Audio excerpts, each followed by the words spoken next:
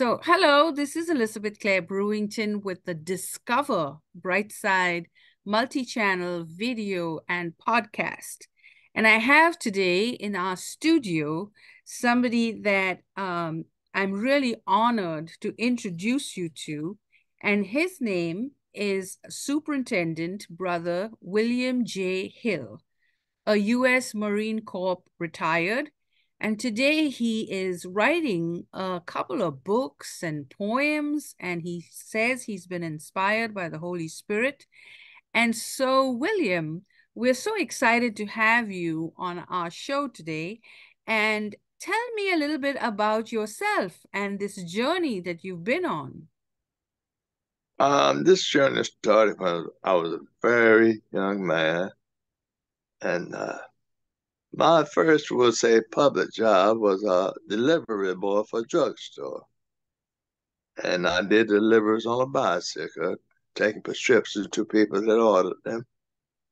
And unfortunately, I came back into the office one day and I was questioned concerning a package that I should have delivered, but to my knowledge, I had never gotten a hold of it. I mean, the pharmacist kind of bickered over it, and he dismissed me and didn't give him my week's pay, and I was upset about it. And at that young age, I didn't really have that much forgiveness in my heart because I was struggling trying to help my mom support me and six other brothers and sisters. And for me, that was really taking advantage of the livelihood I had for my family. And that anger just kindled up, and after school was out for the summer, I approached a friend and another friend of his, and we all three left our homes and called ourselves going to go to Florida to take care of our own self, and which of course was a big mistake. But anyway, we kind of floated around town without a place to live in for a while. We did situate ourselves at a high elementary school, a homework workshop where the girls learn how to cook and so forth for the family. And during the summer we lived there. There was three or four refrigerators in there, some stoves, and we had everything we needed to prepare food. The only problem was we didn't have the food, the groceries to cook. So we did our grocery shopping on the weekend. In the middle of the night, yes, we became little robbers and thieves. And when school was about to start back up and the summer was over, I made a decision that we had to leave and make our journey to Florida. And that way we could probably get hired in the citrus fruit fields because there should have been plentiful work year round, so we wouldn't have to worry about means to take care of ourselves. And unfortunately, our travel plans were kind of wayward and we went the wrong direction. We traveled up northward towards Wilson, and we traveled by bicycle. And unfortunately, we got a flat tire when we reached Wilson, and we commandeered another bike. As naturally, we to learn how to take things that didn't belong to us. But I thank God that in my young life, that kind of activity kind of dissuaded from me because of my confronting and believing in Jesus Christ and accepting Him as my Lord and Savior. I made a promise to Him at that time that I would steal no more unless I needed to eat food. And that has only happened one time that I had to take food in order to feed my body. But anyway, keeping it on track, we left Wilson and went to Snow Hill by the way of Kinston, all the way up to Beulaville, North Carolina. And it was at the middle of the night, midnight, when we reached that location. And for some odd reason, we thought maybe we need some protection. And for some reason, we glanced at a gun store, and a big idea, that's the best protection we can find.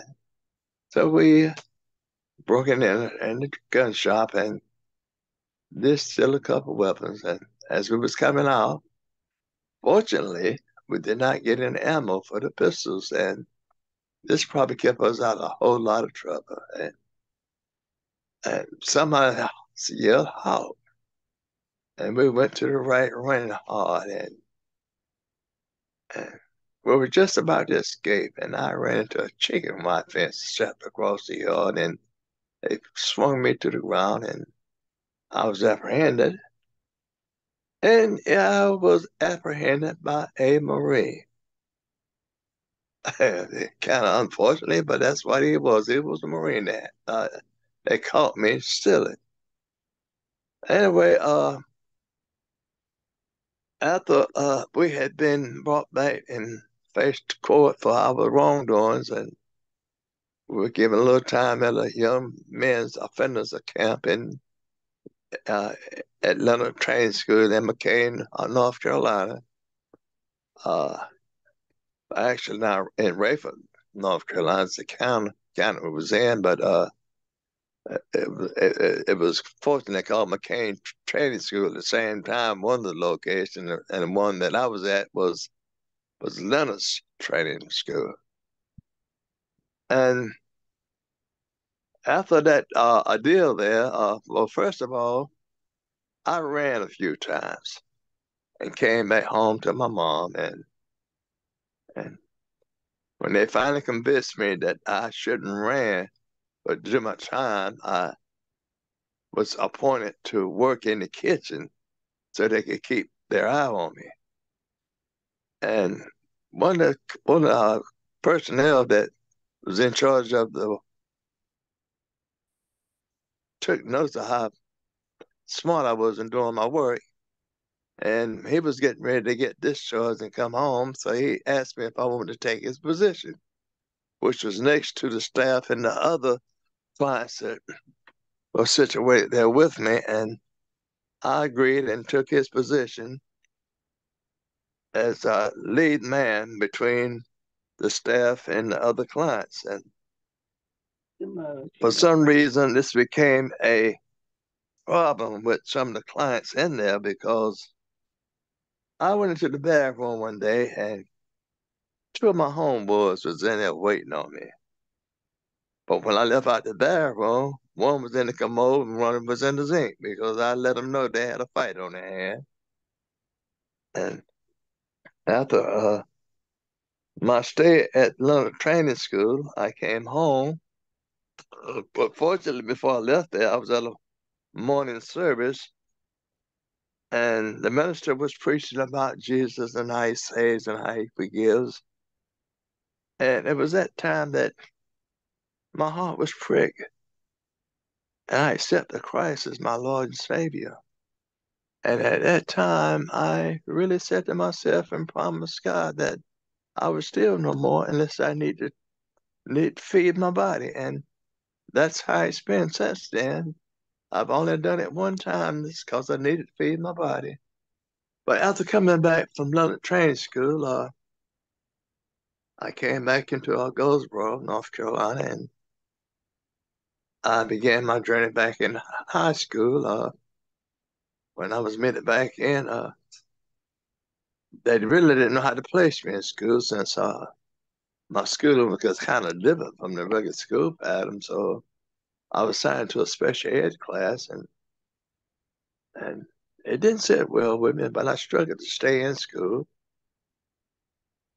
And I met a young lady, and through my sister, and during that little relationship there, I was thinking, if I got a child, maybe this would make me a man. But I began to understand that was not a purposeful relationship. And I tried to back out of it, but she kept coming back, and I kept feeling like I was abandoning her. And it happened times enough for me to us to get with the child. And it was at this time I dropped out of school completely and took a job at a gas company, North Carolina gas company. And the overseer there, after I'd been working 3 months, back up and down through the swamp carrying steel pipes to be laid there for the gas lines, and he had compassion and reassigned me to the paint crew.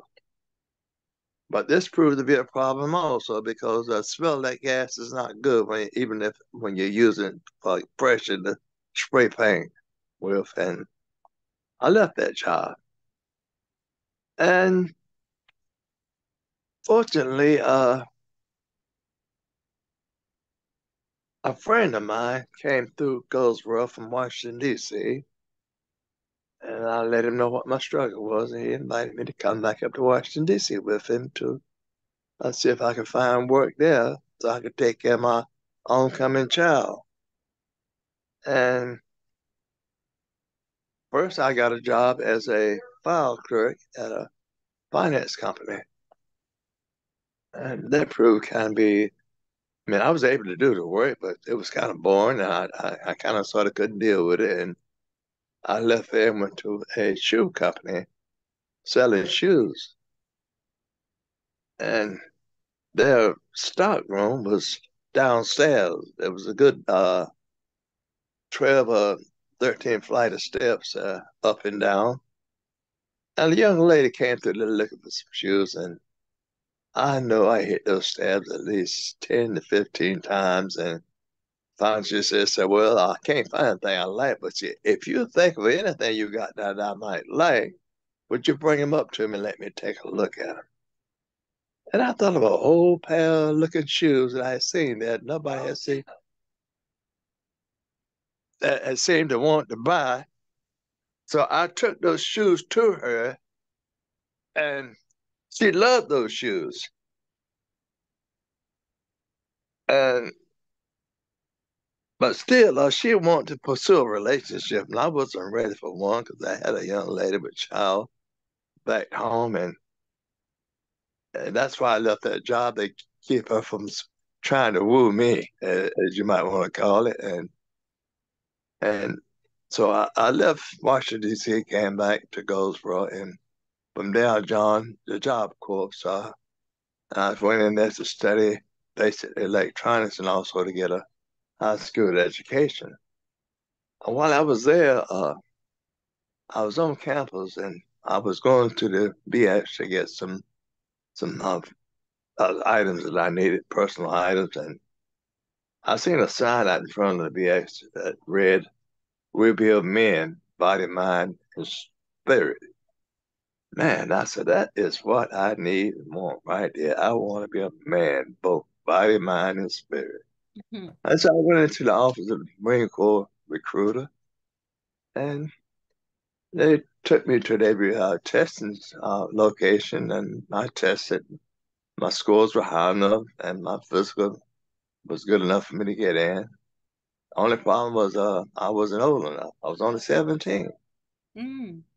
And so he made a suggestion that I came from Breckenridge, Kentucky, back to Goldsboro, North Carolina, to get my mother's permission on paper, her signature. And that's what I did.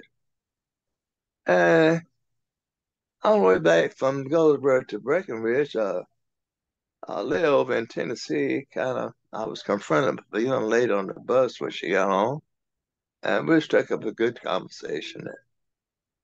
And actually, she trailed me all the way back there and invited me up to Mm. the party club on the weekend to meet her, and I did so. And that young lady told me straight up, said, "If I catch you with anybody else, we're gonna have a problem."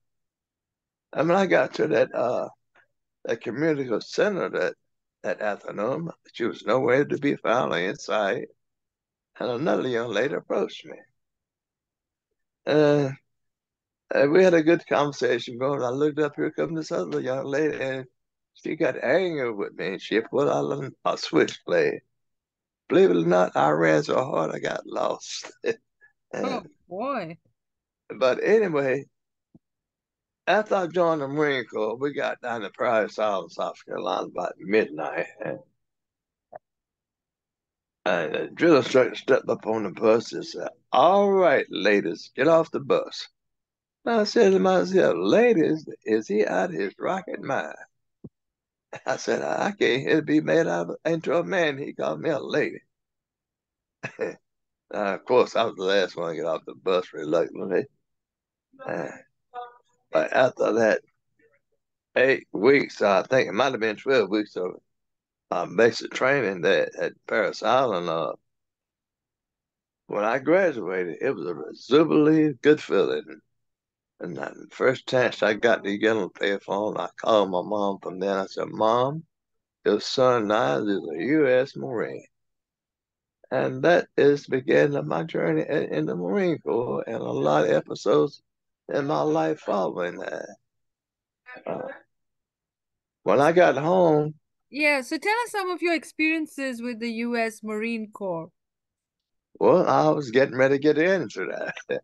When I got home on leave, because I was scared to go to Vietnam, I completed my leave. I went back and I caught a flight over to Camp Pendleton, California. I went through basic training. From there, I left and went up to the northern part of California. I think it was just a little above San Francisco in that area to get transported by the way of South Korea before I went in country in Vietnam, and that was my way of going over there. And we got to Vietnam, and I was situated with a roving company, Second Marine Third Division's golf company, and we were given our weapons. And I'm standing on two cab bridge, verifying my weapon to make sure it's working properly. And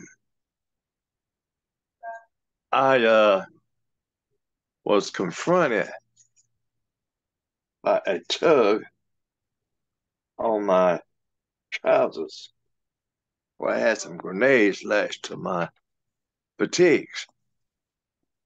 It's a little Vietnamese boy. To my opinion, he was kind of apt to pull the pin on that grenade I had strapped to my fatigues. And I wanted so bad to throw the little guy into the river. But instead, I shoot him off. And from that experience there, I learned that the majority of the military personnel would kill those little guys because children, even children, had influenced them highly to take American military men's lives, however way they could do it.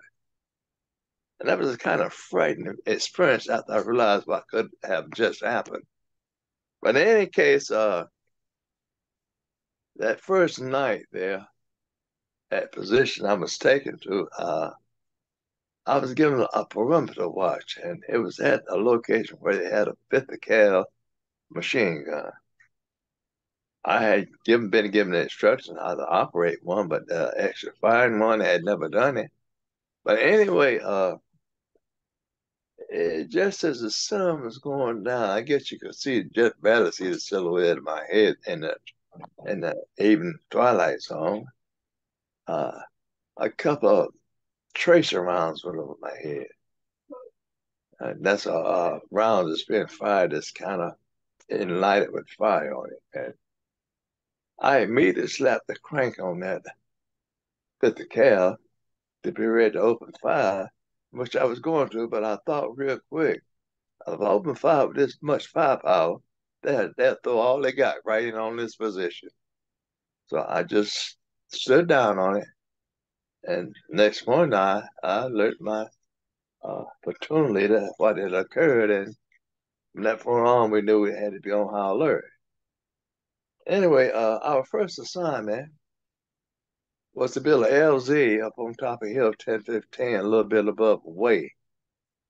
And that was located close to Phu in Vietnam, where there had been a lot of fighting going on. Anyway, as we were going across the rice paddy, uh, we went to the kneeling position occasionally.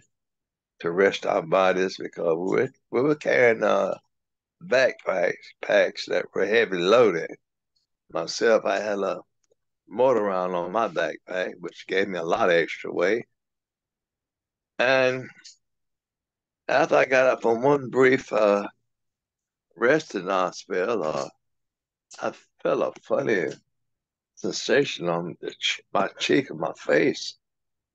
And I reached up and pulled, and there was a leash there. It was full of my blood. He was full of my blood. And this was kind of irritating. It gave me an eerie feeling. It sent chills all over me. And my first thought was of the training I've been given, the knowledge I'd acquired about the vegetation and insects in the area of Vietnam. I thought to myself, I was instructed at least it's only bite at night. There was something weird about this, about at least biting in the daytime. Uh, After we reached the top of hill 1015, within 100 meters of actually reaching the top, we bivouacked for the night. And during the night, I'm trying to sleep during the times that I have the opportunity because I'm on perimeter watch with another fellow Marine. And each time I was taking my turn to sleep, I realized that he wasn't asleep and I could hear him snoring. And this was scary. And I didn't really sleep at all that night. But around an hour before daybreak, everybody was uh, getting ready to get up. I did sleep, and during that sleep, I had a dream. You could say it was almost a vision. Because in that dream, I was shown that shortly within 100 meters after the company moved out, we were ambushed. And only two men were wounded at the onset of the battle. And this is what I told my squad leader when we awoke from our bivouacking overnight.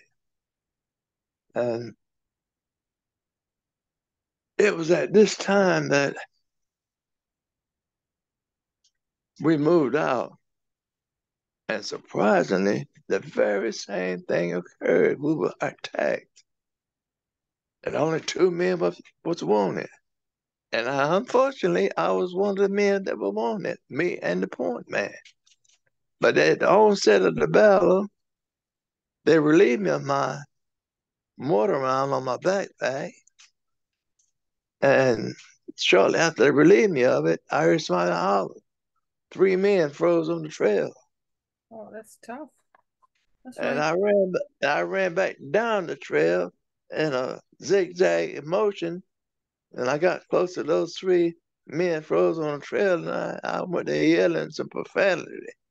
You need to get your ass up out of here and move over that way. Don't you realize there's an effing war going on? And as they were moving over to where I pointed to them, I heard incoming. That means mortar rounds, artillery is coming in on our position.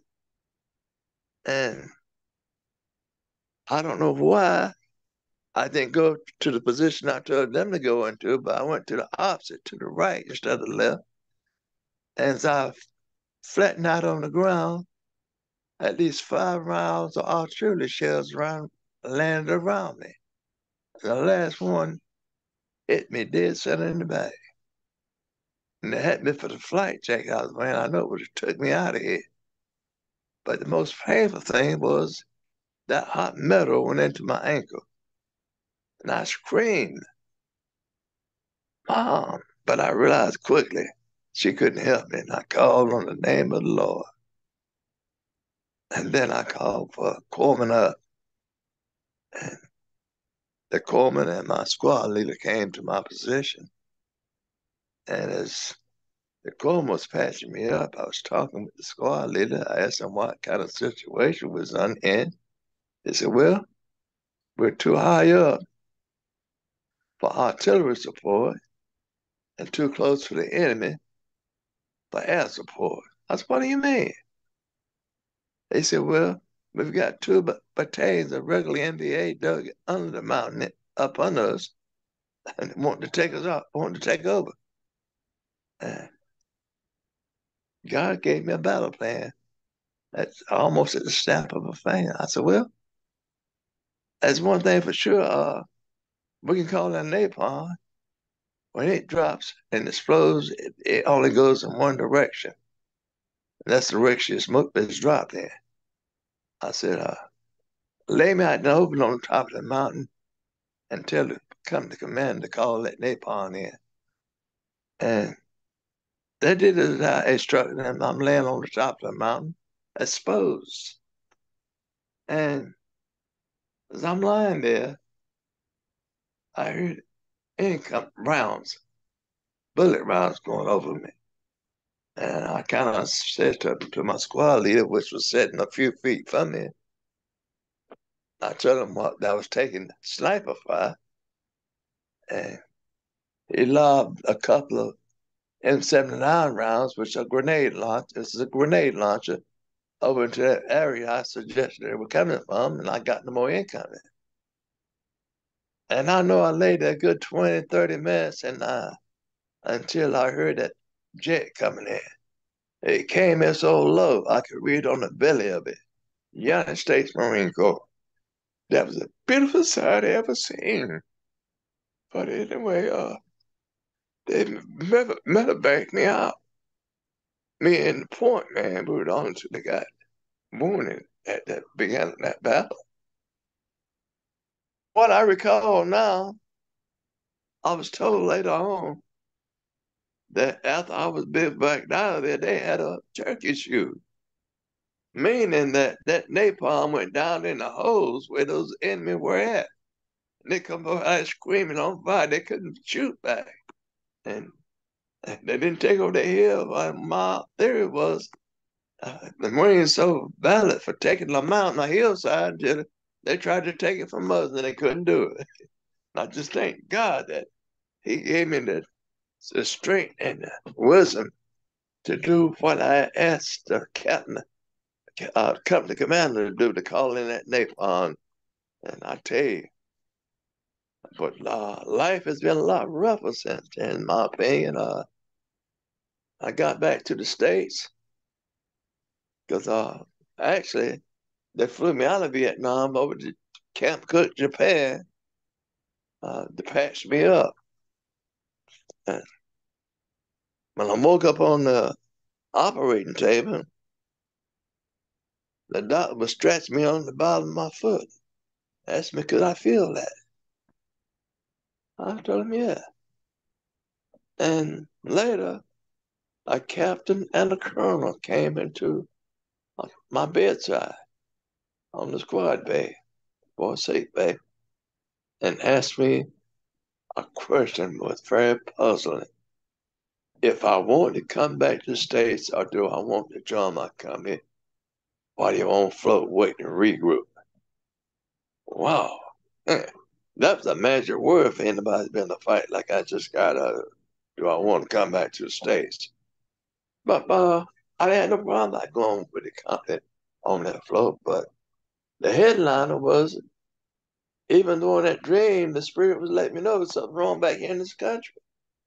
So I let them know I'm not afraid to stay. I just know there's something wrong back there and I need to go back stateside. And so they, without reluctance, uh, flew me back in by the way of Alaska on a medevac plane. And I got Captain Jones situated at the Naval Hospital. My mom and two of my sisters came to visit me. And it was at this time they told me my young lady with my baby had gotten married a week before. They came to see me. And this kind of irritated me, but I knew I couldn't be angry with her. Because in a big way, I left her standing at the altar. Mm-hmm. But I knew also I was an artist. She wasn't my wife yet, so Yeah. uh, I had to follow orders. They said, "Don't get married unless you talk to company command." I didn't have opportunity to do that, so I couldn't marry. I had to leave Maryland where she was at and come on back Goldsboro and take my make my way over to Camp Pendleton, California, to go to Vietnam as I was instructed. Yeah. And So let's move on. There's some parts of your book that or your writings that really impressed me because I think you've been through a lot and you've done many various things with your life. So I think you can say that you've seen it all, you've experienced it all.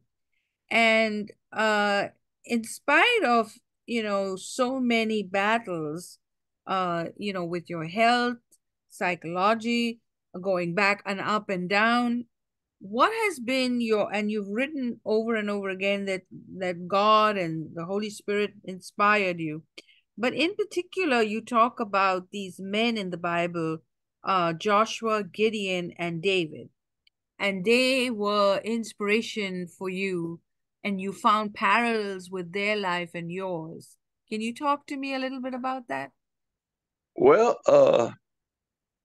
there was an episode of my life that I still haven't put together, which is still a big puzzle. Uh, some have suggested that as a child I had pneumonia and was put in intensive care in the hospital as a baby.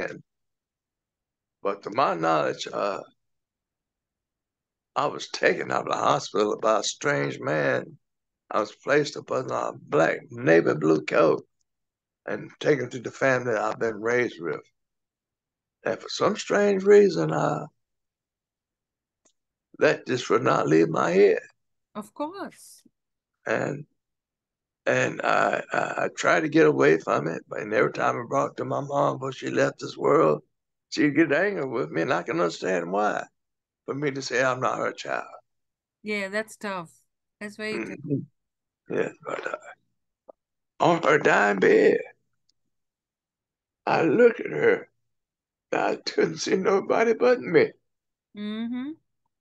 So I knew that whatever's going on or went on has not been done proper. Uh, because the man that took me out of the hospital and took me into our house is not the man that came back from Washington, D.C., that she said was my dad that Mm-hmm. brought me to the house. Mm-hmm. So there were two different men there that has been a big puzzle.